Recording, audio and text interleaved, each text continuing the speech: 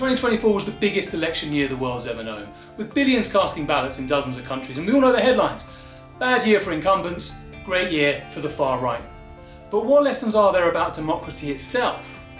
I think we need to get seriously creative about the way democracy has to evolve as we approach the second quarter of this 21st century. Democracy has proven resilient over the years in many contexts, but questions about its sustainability have intensified in recent years. And most surprisingly, and I think worryingly, are the comments I've seen from many quarters questioning not only whether it can survive, but actually whether it should, whether it deserves to, as it fails to deliver stability, safety, progress in many countries.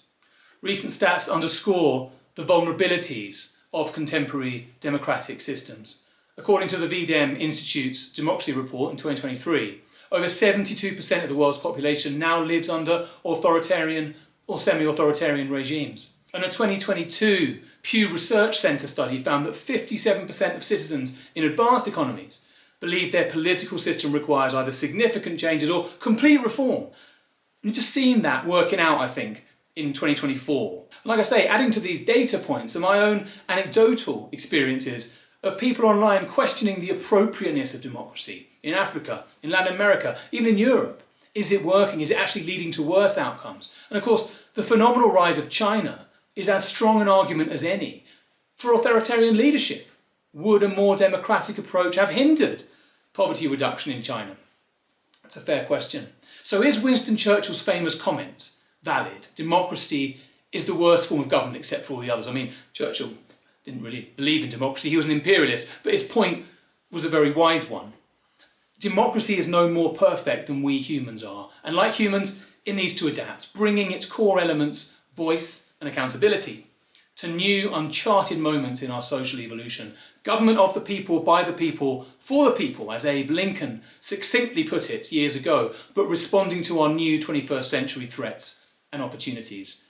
So this 2024 year of democracy had two main trends according to most analyses that you'll read. On the one hand, incumbent losses. This pattern was particularly evident in Western nations where every incumbent in 12 countries lost vote share, driven by factors such as high inflation, economic stagnation and immigration concerns. And on the other hand, the rise of the right wing, populists, particularly among young male voters, and this trend was observed really across all regions. But there are other trends as well that are getting less press, but I think are just as important and of course are related and perhaps underpin those two headlines. First, accountability and anti-corruption. Across various countries, the call for cleaner governance and transparent leadership has intensified. Think Kenya, think Bangladesh. Second, economic inequality. Parties that presented concrete economic reforms, such as direct welfare benefits, job creation strategies, were notably successful in attracting middle and lower income voters. And third, technological influence. Social media platforms continue to play a major role, yes, in mobilising supporters, but also in the proliferation of information. So the first thing I want to do is to say to those questioning democracy in 2025, maybe it's just a small minority of people, certainly in my ecosystem, democracy's foundational promise remains potent. Democracy's challenges, whether manifesting as declining trust, the concentration of wealth and influence, or inadequate institutional checks, should not be interpreted as evidence of its obsolescence. Rather, they signify that democratic systems must adapt, drawing upon their capacity for renewal. While the frameworks might differ across continents and cultures, their unifying characteristic should remain the deliberate effort to place power in the hands of the governed.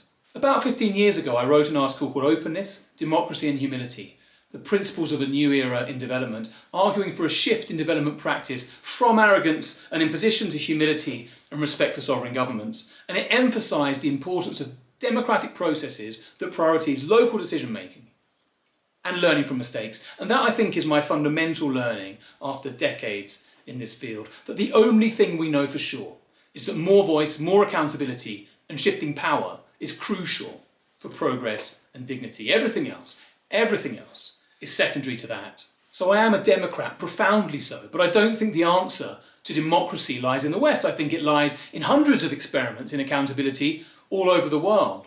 And that's the most important message for me from 2024, the year of democracy. Democracy in this sense is not disappearing, it is transforming. In our contemporary landscape, the hallmark of any legitimate democratic model will be the extent to which it ensures accountability and fosters inclusive decision making. I think we've tended to equate democracy with Western democracy, and certainly in international cooperation there's been an attempt to export Western democratic systems, and I think we have to review that. Looking at VDEM Institute's democracy report again, while electoral democracy is struggling in some regions, there is a rise in experimental deliberative practice, citizen assemblies, participatory budgeting and online consultations, particularly in Latin America and parts of Asia. And the Pew Research Centre says that 62% of people interviewed in 27 advanced and emerging economies favoured more inclusive or direct forms of decision making. A 2024 Afrobarometer survey in 6 countries found that more than 50% of respondents saw traditional leaders as very trustworthy, compared to fewer than 35% who thought that about elected parliamentarians.